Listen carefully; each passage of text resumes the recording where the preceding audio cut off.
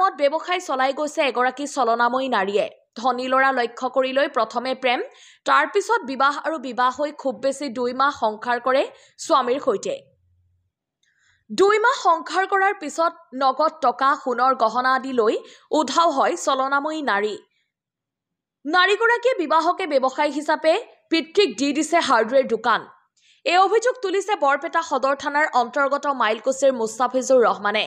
সততে শুনিবলৈ পোৱা যায় যে পুৰুষসকলেহে নাৰীক নিৰ্যাতন কৰে, কিন্তু নহয়, একাংশ নাৰীয়েও পুৰুষক নিৰ্যাতন কৰে। এনে ঘটনা সংঘটিত হৈছে মাইলকুছিত। বৰপেটা সদৰ থানাৰ অন্তৰ্গত মাইলকুছিৰ মুস্তাফিজুৰ ৰহমানে প্ৰথমতে প্ৰেমৰ পিছত সামাজিক ৰীতি নীতিমতে বিবাহপাশত আবদ্ধ হয়। ছোৱালীজনীৰ ঘৰ পালহাজিত। পিতৃৰ নাম ইনচান আলী। বিবাহৰ 2 মাহৰ পিছত স্বামীগৃহৰ পৰা দিয়া সোণৰ গহনা পাতি লৈ অইনৰ সৈতে পলাই যায়। মুস্তাফিজুৰে যোগাযোগ কৰে যদিও সফল নহয়। পিছত মুস্তাফিজুৰে জানিব পাৰে যে তাই ইয়াৰ পূৰ্বেও 3 ঠাইত বিয়া হৈ টকা পইচা লৈ পলায়ন কৰিছিল। সঘনাই নিজৰ নাম সলনি কৰি থকা মহিলাজনীৰ বিৰুদ্ধে বিহিত ব্যৱস্থা লোৱাৰ দাবীত ভুক্তভোগী মুস্তাফিজুৰে বৰপেটা সদৰ আৰক্ষী থানাত এজাহাৰ দাখিল কৰিছে। শুনক ভুক্তভোগীয়ে সংবাদ মাধ্যমৰ আগত কি ক'লে, শুনাই ল'ব বিচাৰিছো। নমস্কাৰ, মই কিবা এটা কাৰণত আহিবলৈ বাধ্য হৈছোঁ। আপোনালোকে খালি শুনা পাইছে যে ল'ৰা মানুহে ছোৱালী মানুহক নিৰ্যাতন কৰে। তে মোৰ নিচিনা এটা ল'ৰাৰ লগত এনেকুৱা এটা ছোৱালীয়ে মোক এনেকুৱা নিৰ্যাতন কৰিছে, তে মই সেইকাৰণে নিউজ আহিবলৈ বাধ্য হৈছোঁ। মোৰ কথা হ'ল, মই পালহাজি গবৰাপাৰাৰ ছোৱালী মামুনি আহমদক ভাল পাই মই বিয়া পাতোঁ সমাজৰ জৰিয়তে। ভাল পোৱাৰ পিছত মোৰ লগত 2 মাহ হয় বিয়া পাতাৰ পিছত, ভাল পাই বিয়া পাতোঁ 2 মাহৰ পিছত মই ভালেই সংসাৰ পাতি কৰি আছোঁ। কৰি থকাৰ পিছত মই ঘৰৰ পৰা বাহিৰত কামত যাওঁ, ডিউটিত যাওঁ। ডিউটিৰ পৰা আহি চাওঁ মোৰ ৱাইফটো নাই। নোৱাৰ পিছত তেতিয়া মই আহি ঘৰত মোবাইলত কল কৰি আছোঁ। কল কৰাৰ পিছত মোৰ কোনো ৰেছপন্স নিদিয়ে, মোবাইলত একো ৰেছপন্স নিদিয়ে। মই পিছত কি হ'লে 2 দিনমান বিচাৰিলোঁ, নাপালোঁ। নোপোৱাৰ পিছত মই লগালগ বৰপেটা সদৰ থানা আহিলোঁ। আহি লগালগ মই এটা এজাহাৰ দিলোঁ। এজাহাৰ দিওঁতে আহোঁতে শুনা পাওঁ এইটো ছোৱালীত আৰু 2টা মানে এনেকুৱা ঘটনা কৰিছে। মই এতিয়া আহি আচৰিত হৈ গ'লোঁ। এনেকুৱা তাৰমানে ঘটনা কৰিছে সি, মানে ভাল ল'ৰাবিলাক পঠাই সি বিয়া বহে। বহাৰ পিছত সেই ল'ৰাবিলাকৰ পৰা যিমানখিনি পইচা পাতি থাকে চবকৈ লুট কৰি গুচি যায়। বিয়াৰ পিছত গম পাওঁ, 2 মাহ পিছত গম পাওঁ যে তাৰ এইটো মানে বিজনেছ। এটা ল'ৰাৰ লগত ভাল পাই বিয়া হয়, বিয়া হোৱাৰ পিছত সি গুচি যায়। এইটোত কামত তাৰমানে 2টা মানুহ জড়িত আছে, লিড লৈ আছে। সেই লিড লোৱা মানুহটো হ'ল পালহাজিৰ গবৰাপাৰাৰ 3 নম্বৰ ৱাৰ্ডৰ ইনচান আলী আৰু মাইলকুছিৰ আমিনুল ৰহমান।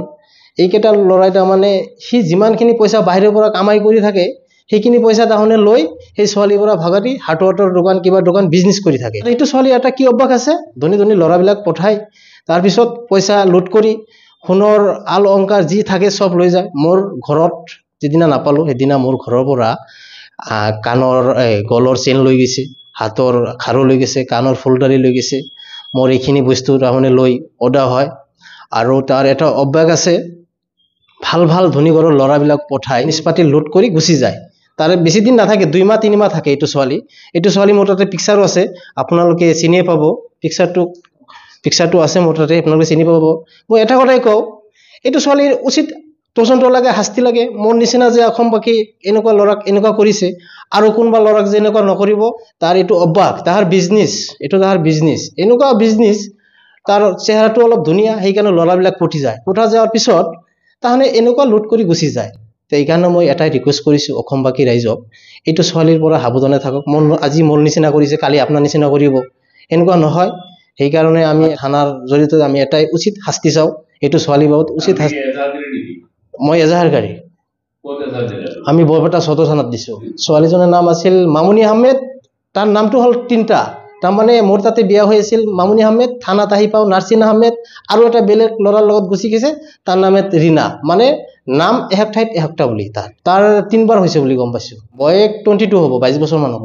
এটা জাগাৰ পৰা 1,70,000 টকা আনিছে, এইটো হ'ল পালহাজি গৰৈমাৰীৰ পৰা। আৰু এটা ল'ৰাৰ পৰা 90,000 টকা আনিছে, এইটো হিলাৰ ল'ৰা।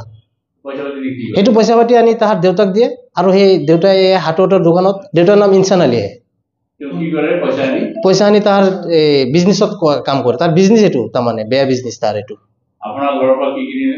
আমাৰ ঘৰৰ পৰা গলৰ চেইন লৈছে, হাতৰ খাৰু লৈছে, কাণৰ ফুলদাৰি লৈছে, সোণৰ লৈছে। ঘৰ আমাৰ মাইলগুচিত। কি নাম আপোনাৰ? মোৰ নাম মুস্তাফিজুৰ ৰহমান। এতিয়া কি বিচাৰে? আমি উচিত শাস্তি চাওঁ। মোৰ নিচিনা যে এনেকুৱা ল'ৰাক কৰিছে আৰু নেক্সট মানে এনেকুৱা ল'ৰাক সেনেকে কৰিব নোৱাৰে। খালি যে শুনা পাইছো ল'ৰাবিলাকে বোলে ছোৱালীক বদমাছ কৰে, কিন্তু আমি এতিয়া শুনা পাইছো যে ছোৱালীবিলাকে মোক নিচিনা যে বদমাজি কৰি থাকে আমাৰ অসমবাসীক। অলপ তদন্ত কৰি চাওক কাৰ মাইকী কাৰ লগত গুচি যাই আছে, অলপ তদন্ত কৰি চাওক, অলপ শাস্তি লাগে। আমাৰ জীৱন ধ্বংস কৰি দিছে, আমাৰ জীৱন ধ্বংস কৰি দিছে। মোটামুটি মোৰ 2 লাখ টকা লৈ গৈছে সোণৰ অলংকাৰ। আৰু বাকী সামগ্ৰী? বাকী সামগ্ৰী কাপোৰ চাপোৰ যি আছিল, একডাল চেণ্ডেলো থৈ যোৱা নাই, চব গৈছে লৈ গৈছে তাহলে। তাৰ এইটো অভ্যাস, বিজনেছ তাৰ এইটো। মানে এটা ল'ৰাৰ লগত বিয়া হৈ 2 মাহ 3 মাহ থাকে, তাৰপিছত নাথাকে, তাৰপিছত গুচি যায় মাকৰ ঘৰত যায়। সেই আমিনুল ল'ৰা এটা আৰু ইনচান আলীৰ ল'ৰা পৰ্যন্ত আৰম্ভ কৰি আছে। কেছখন আমি এজাহাৰ দিছো বৰপেটা সদৰ থানা। নাই আমি নাৰাখো, আমাৰ উচিত শাস্তি লাগে এইটো ছোৱালীৰ পৰা। মই কেনেকে ৰাখিম? আগতো 2টা বিয়া হৈছিল, 3টা বিয়া হৈছিল। আপুনি জনা নাছিলে নেকি আগতে? নাই, জনা নাছিলো। আমি পিছতহে গম পাওঁ থানাত এজাহাৰ দিবলৈ আহি। কি গম পালে থানাত? থানাত আহি গম পালো যে এইটো ছোৱালী এনেকুৱা ব্যৱহাৰ যে তাৰমানে বিয়া ভাল পাই বিয়া হয়, বিয়া হোৱাৰ পিছত সেইটো ঘৰৰ পৰা সোণ চোন যি লাগে লৈ গুচি যায়। আকৌ আকৰ্ষণী ধুনীয়া ছোৱালী, সেইকাৰণে মানে ৰাস্তা দি যদি ছোৱালীটো এনেও গুচি যায়, মানুহে মানে চাই মানে ক'ব যে ভাল পাব বুলি, এনেই মানে তাৰ অভ্যাসে এইটো, তাৰমানে বিজনেছে ভাল পোৱা। চেহেৰা ধুনীয়া, চেহেৰাটো ব্যৱহাৰ কৰিছে। তাৰ মানে সমাজ